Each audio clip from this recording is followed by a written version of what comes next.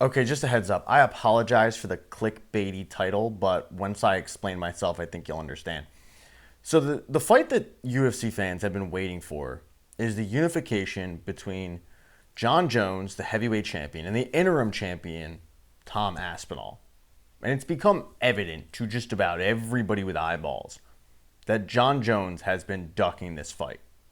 Jon Jones wants no part of this fight. And recently, Jon Jones took to Twitter because he was asked, what's it like to be retired? And here's what Jon Jones had to say. I don't know if I want to call it retired. I feel like I'll always have the ability to pop out and show them.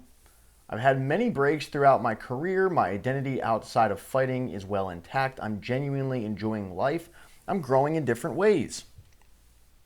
That sounds like a guy that doesn't want to fight Tom Aspinall.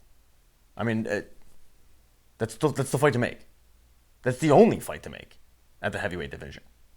You've got this young upstart who has run through the entire division except one guy. And then you've got Jon Jones who is holding it up with his championship belt. But let me make it clear. I don't think Jon Jones is scared of Tom Aspinall. I don't think really any MMA fighters are scared of an opponent. These guys are usually oozing confidence. They usually think that they can win a championship no matter how much layoff, no matter how quick they have to cut weight. And we've seen that time and time again. We've seen guys end up getting the call 48 hours in advance and go, hey, you want a championship title fight? Sure, absolutely. I think I can win that. And, 99% of the time they get murked. But this is a sport where confidence is key, and I truly believe that the most laughable thing that you will hear in a press conference is, look, he's scared. No, I don't think this is a situation of Tom Aspinall scaring Jon Jones.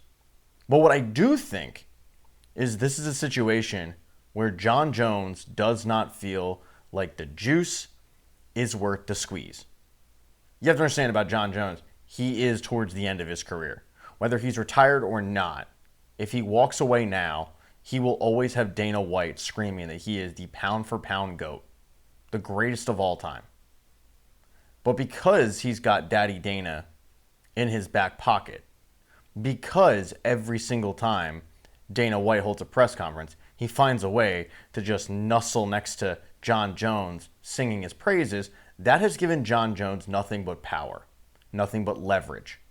And with this particular fight, he's got all the leverage because he knows full well that Dana White is never going to strip him of the belt.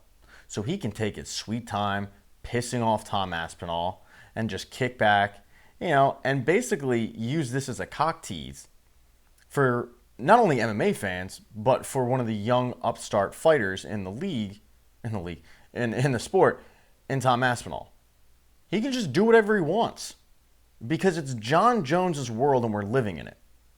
But when you reach this point of your career, when you are Jon Jones, when you are sitting with a record that is undefeated, when you are sitting at a record of 28 and 0, I mean, the one loss, come on. Was it a loss? No, it was like the 12-6 elbow rule, whatever it was. But everybody, I think, can look at Jon Jones and go, this dude has never lost a fight. He very clearly is probably on that Mount Rushmore argument. Why would you take this risk?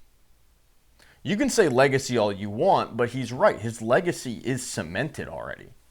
His legacy's there. His legacy, however, takes a hit if he takes this fight, which would probably be the last fight of his career, and he loses. Oh, you want to give me Stipe Miocic? You want to give me like a 45-year-old firefighter who hasn't fought in 4 years? Yeah, I'll take that fight. Oh, you want to give me Cyril Gane? Another young upstart, but a young upstart that really hadn't been tested all that much. Did he have a ground game? We don't know. For Cyril Gane, it was like, hey, his footwork is incredible. He picks and pops. He moves great for a heavyweight. Okay, like that was a decent win. But when you look at Jon Jones for the past, 3-4 years now, hasn't really been great. All right, let's take a look at the Thiago Santos fight. Now, this is at light heavyweight. Thiago Santos comes in there, shreds not only one knee, he shredded both his knees in that fight. and it went to a split decision. You could make a case Thiago Santos, who is no longer in the UFC, won that fight. What has he followed up with? Dominic Reyes. I will tell you right now, I think Dominic Reyes won that fight. Now, it was a unanimous decision for Jon Jones, but I think Dominic Reyes won that fight. Dominic Reyes took it to him, just like Thiago Santos took it to him the fight before. And at that point, Jon Jones decided, you know what? I think I'm done here. Yeah, I think I'm going to move up to heavyweight. And boy, did he take his sweet time moving up to heavyweight, didn't he? Had to get his body right. So he moves up to heavyweight. First fight he takes is that Cyril Gane fight. And he dusted him in like a minute. You know, took him down, showed the veteran savvy that he had, and just choked him out. It wasn't much of a fight. And then, of course, he tears his pec, so he's out for a year. Does he get stripped the title? No, he doesn't get stripped of the title. We're not going to stripping Jon Jones of a title? We're not going to do that. No. So then we get a fight that nobody really wanted, which was Stipe versus Jon Jones. And that went about as expected, I think. It was gross. And the whole time, as a UFC fan, you're going, all I want to do is see Jon Jones versus Tom Aspinall. And you're probably not going to get it. Does that mean that Jon Jones is scared of Tom? No. But I just don't think he believes it is worth the risk of tarnishing his legacy, which is ironic because this is a guy who's tarnished his legacy plenty of times, whether it be the arrests, the cocaine, the picograms, you name it. But the fact is the UFC has given this guy carte blanche. He has all the leverage. I don't believe that he's scared of Tom. I think he believes that he can beat Tom. But I also believe that Jon Jones thinks Tom Aspinall is who he claims to be. Tom Aspinall is who UFC fans and MMA fans think he is, which is that dude. It will be an incredibly tough fight. And if you're struggling 3-4 years ago against Dominic Reyes, and you can barely beat Thiago Santos on 2 knees, and I understand it's another division, do you really want to risk your undefeated record? No, you probably want to fight the guys like Stipe Miocic getting off the couch after 4 years. You want to give me Derek Lewis? Okay, sure, I'm Jon Jones. I'll fight Derek Lewis. Oh, Tai Tuivasa? Yeah, I'll take that fight. Tom Aspinall? Nah, that ain't worth it.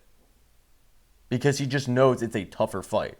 And keep in mind, too, this is a guy in Jon Jones who wanted no parts of Francis. You know, like, he didn't want to fight Francis Ngannou. He waited to make his heavyweight debut until Francis was no longer the champion. So this is kind of a history with him. Because, same thing. Did he believe that he couldn't beat Francis Ngannou? I don't think so. Did he want to go in there and run the risk of getting knocked out and ethered like every other opponent Francis had faced? No, he didn't. He didn't want to feel that power. I don't think anyone blames him. So he sat back. He waited till Francis was out of the UFC. He waited till Francis was stripped of his title. And then he went, oh, you know, Dana, I'll fight now. I'm good. Hey, body's right. Body's immaculate. But this is who he is now. Because when you reach the point of having an undefeated record, like Jon Jones has, asterisk, you start picking your opponents more carefully. And that's exactly what he's doing. Do I think we'll ever see Jon Jones versus Tom Aspinall? Probably not. But the fact is, the UFC and the heavyweight division needs it. Because right now, I think the 2 best heavyweights in the sport are Tom Aspinall and Francis Ngannou. Francis ain't coming back anytime soon. Tom Aspinall has run through the entire division, essentially. The only person he hasn't really beat, because he's beaten Volkov. He beat Cyril Gane, right? Yeah, I believe he beat Cyril Gane. Pavlovich, he beat, or Sergey Pavlovich, he destroyed. Like, who does the guy face? It's a very, very, very thin division.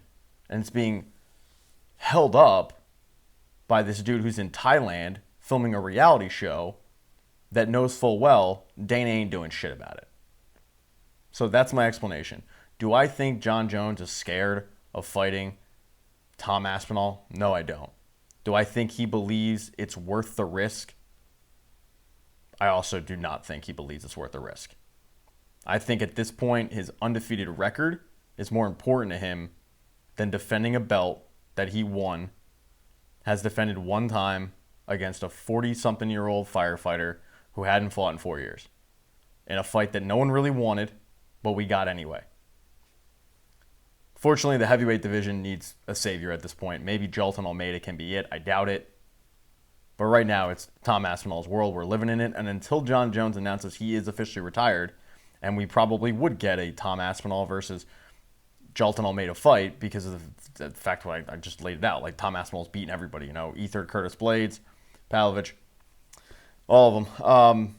I don't know where the division goes after that. He's pretty much cleared it out. He obviously can't make light, but it's unfortunate.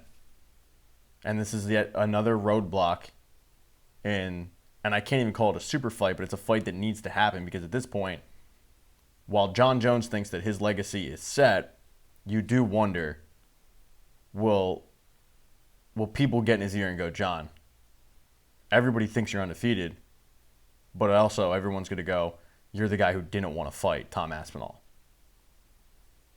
He didn't want to fight Tom Aspinall. He didn't want to fight Francis Ngannou. I just don't think it's because they're scared. I think it's because he didn't think it was worth the risk. What about you out there? Do you think this fight will ever happen? I don't. I don't think it'll ever happen. I think the UFC needs to move on. They won't. I think they do. What about you guys? Like, subscribe. You guys know the deal, right? You know where the buttons are.